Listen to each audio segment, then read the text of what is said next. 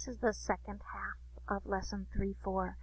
It's probably shorter than half. It's about the other derivatives of inverse trig. So these are all of the inverse trig derivatives. We've already talked about the derivative of sine inverse. The derivative of sine inverse is 1 over the square root of 1 minus x squared. And the derivative, we also need to know the derivative of cosine inverse. The derivative of tangent inverse we've already talked about. We also need to know the derivative of cotangent inverse and the derivative of secant inverse, which we're not going to prove, and then also the derivative of cosecant inverse. So we already talked about the derivative of sine inverse.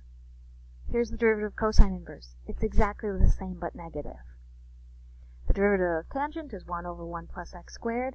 The derivative of cotangent inverse is the opposite.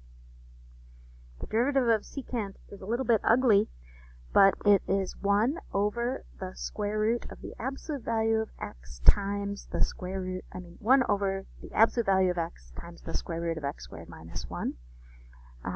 And guess what? The derivative of cosecant inverse is just the opposite sign. So it looks like you have to memorize 6, but you really only have to memorize 3 because all of the cos are negative and exactly the same.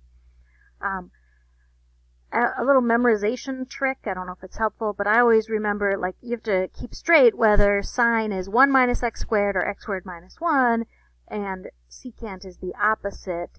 So I remember it as the x squared is right next to the absolute value of x, and so that's how I remember that the x squared comes first with secant inverse, and second with sine inverse. And with tangent and cotangent, obviously it doesn't matter because that's addition, so you can do it in either order. So if I would like to use these derivatives, I'm trying to evaluate f prime at negative root 2, so I'm going to do f prime would be 1 over the absolute value of x. Oh, it's negative because it's cosecant, and then x squared minus 1. And then if I plug in negative root 2, it's going to be negative.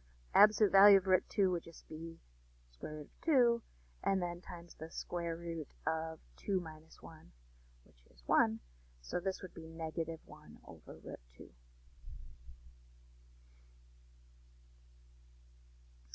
That is the rest of the inverse trig derivatives.